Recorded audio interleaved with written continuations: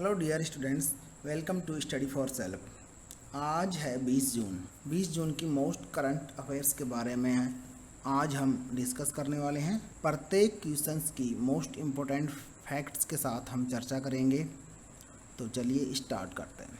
अपना first question है, प्रधानमंत्री श्री नरेंद्र मोदी ने भारत का लक्ष्य वर्ष 2030 तक कितनी खराब भूमि को बहाल करना निर्धारित किया है। आपका फर्स्ट दिया हुआ है 26 मिलियन हेक्टेयर भूमि को, सेकंड है आपका 19 मिलियन हेक्टेयर और थर्ड है आपका 21 मिलियन हेक्टेयर भूमि और फोर्थ आपका दिया हुआ है 38 मिलियन हेक्टेयर भूमि। तो स्टूडेंट्स आपका राइट आंसर हो जाएगा फर्स्ट, राइट। 26 मिलियन हेक्टेयर भूमि को अभी हाल ही में प्रधानमंत्री श्री नरेंद्र मोदी जी ने लक्ष्य वर्ष 2020 तक खराब भूमि को बहाल करना निर्धारित किया है। इसकी डिटेल देखते हैं।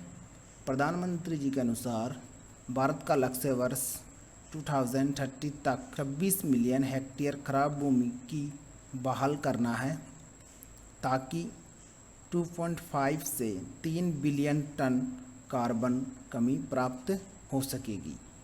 जो 2.5 से 3 बिलियन टन की जो कार्बन की जो कमी है उसकी प्राप्ति हो सकेगी, राइट। तो अपन बढ़ते हैं नेक्स्ट क्वेश्चन की ओर। अपना नेक्स्ट है, विश्व का प्रथम लकड़ी का उपग्रह किस देश से प्रक्षेपित किया जाएगा। आपका फर्स्ट दिया हुआ है ब्रिटेन, सेकंड है न्यूजीलैंड और थर्ड है आपका इजराइल और फोर्थ है जापान। यूरोपीय अंतरिक्ष एजेंसी ने वर्ष 2021 के अंत तक दुनिया का फर्स्ट लकड़ी का उपग्रह, उसका नाम क्या है? उसका नाम है वीजा उडसैट को पृथ्वी की कक्षा में स्थापित करने की योजना की है। इसे रॉकेट लैब इलेक्ट्रॉन रॉकेट पर न्यूजीलैंड में माहिया प्रायद्वीप लॉन्च कॉम्प्लेक्स से लॉन्च किया जाएगा, राइट। इस मिशन के अंतर्गत यान संरचनाओं में प्लाईवुड जैसे लकड़ी की सामग्री की प्रायोज्यता का परीक्षण, जैसे गर्मी, ठंड, वैक्यूम और विकिरण में परखा जाएगा। स्टूडेंट्स, ऐसे क्वेश्चन में आपको इम्पोर्टेंट जो है उनको नोट करना है।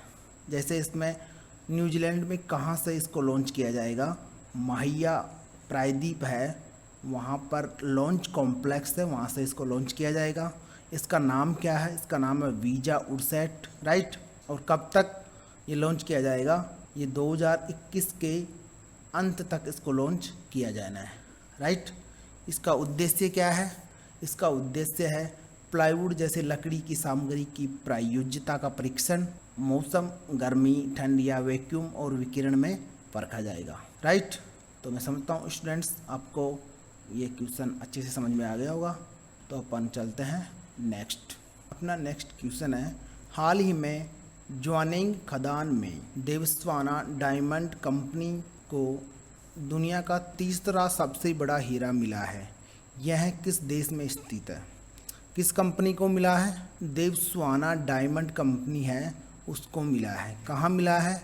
ज्वानिंग खदान में, ठीक है। तो ये अपने को 2 पॉइंट नोट करना है, राइट। आपका दिया हुआ है फर्स्ट दक्षिणी कोरिया या फिर अल्जीरिया और सी है आपका बोत्सवाना और फोर्थ है आपका अंगोला। स्टूडेंट्स, जैसा कि आप सबको पता है, इसमें आपका राइट आंसर बोत्सवाना हो जाएगा, ठीक है।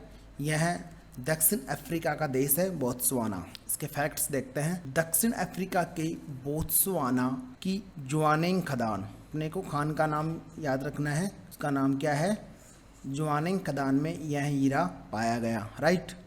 इस हीरे या पत्थर का वजन दुनिया के दूसरे सबसे बड़े, जो दूसरा सबसे बड़ा जो है पत्थर है या डायमंड है, उसका वजन कितना है? उसका वजन है 1109 कैरेट, ठीक है। उसका नाम क्या है? लोसेडी ला रोना। हीरे से थोड़ा कम 1098 कैरेट है, ठीक है। ये किसका वजन है? ये जो अभी हाल ही में जो मिला है, पूरे वर्ल्ड का तीसरा सबसे बड़ा डायमंड है ये। इसका वजन कितना है? इसका वजन है 1098 कैरेट, ठीक है। दुनिया का सबसे बड़ा 3106 कैरेट का कलनिन हीरा जो है वह 1905 वर्ष 1905 में दक्षिण अफ्रीका में पाया गया था। राइट। तो स्टूडेंट्स, इसमें सबसे बड़ा दुनिया का जो हीरा है उसका नाम क्या है? उसका नाम है कलनील। राइट। उसका वजन कितना है? उसका वजन है 3106 कैरेट। वह कहाँ मिला था और कब मिला था? 1905 में दक्षिण अफ्रीका में पाया गया था। तो अपन बढ़ते हैं नेक्स्ट क्वेश्चन की ओर। अपना नेक्स्ट क्वेश्चन है, किस राज्य ने भारत रत्न के समान वार्षिक पुरस्कारों की अपनी श्रृंखला स्थापित करने की योजना निर्धारित की है? फर्स्ट दिया हुआ है आपका मध्य प्रदेश, सेकंड है असम, थर्ड है आपका गोवा और फोर्थ है गुजरात। स्टूडेंट्स, आपका राइट आंसर हो जाएगा असम। असम जो राज्य है उसने ऐसा किया है। क्या किया है?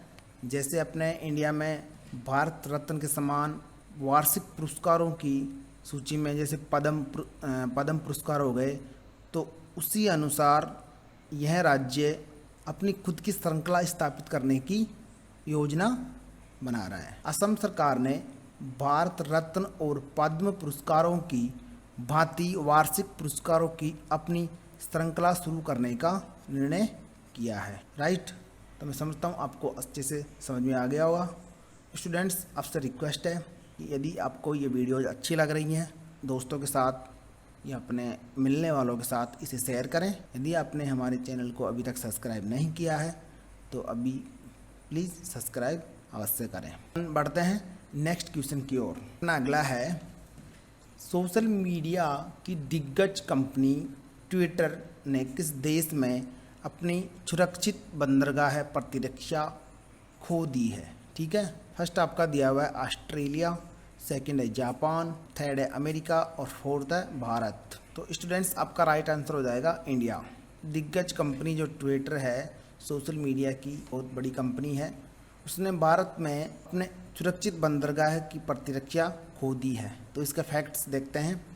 ट्विटर ने भारत सरकार के नए आईटी नियमों के अनुसार वैधानिक अधिकारियों की नियुक्ति में विफलता के कारण, स्टूडेंट्स अपने को इसका कारण अवश्य अच्छे से देखना है। ऐसा क्यों किया है? भारत सरकार के नए आईटी नियमों के अनुसार वैधानिक अधिकारियों की नियुक्ति में विफलता, राइट, के कारण भारत में अपनी सुरक्षित बंदरगाह स्थल प्रतिरक्षा खो दी। दूसरे शब्दों में अपन यूँ कहें, ट्विटर को अब आईटी अधिनियम की धारा 79 के अंतर्गत संरक्षित नहीं किया जाएगा। तो अपन बढ़ते हैं नेक्स्ट क्वेश्चन की ओर। अपना नेक्स्ट क्वेश्चन है, हाल ही में वर्ल्ड हंगर डे विश्व भूख दिवस का आयोजन कब किया गया? फर्स्ट है आपका 22 मई, सेकंड है 28 मई, थर्ड है आपका 9 जून और फोर्थ है 22 जून। स्टूडेंट्स, जैसा कि आप सबको पता है, यह 22 मई को ऑर्गेनाइज किया जाता है। प्रत्येक वर्ष 22 मई को मनाया जाता है। 2021 की थीम क्या है? Access ads hunger, right. 107 देशों की वर्ल्ड हंगर इंडेक्स में भारत कितने स्थान पर है? 94 स्थान पर है। इस दिन को मनाने का उद्देश्य दुनिया भर में भुखमरी से ग्रस्त लोगों के बारे में जागरूकता बढ़ाना है। अपना नेक्स्ट क्वेश्चन है, 16 जून 2021 को माइक्रोसॉफ्ट कंपनी का अध्यक्ष किसे नामित किया गया है? फर्स्ट है आपका जॉन थॉम्पसन, सेकंड है आपका सत्य नडेला, तीसरा है आपका स्टीव बॉलमर, फोर्थ है आपका बिल गेट्स। स्टूडेंट्स, आपका राइट आंसर हो जाएगा सत्य नडेला। इसका फैक्ट्स देखते हैं। माइक्रोसॉफ्ट कॉरपोरेशन ने 16 जून 2021 को मुख्य कार्यकारी अधिकारी सत्य नडेला को अपना नया चेयरमैन नामित किया गया है। ठीक है। किसे किया गया है? पहले क्या थे ये?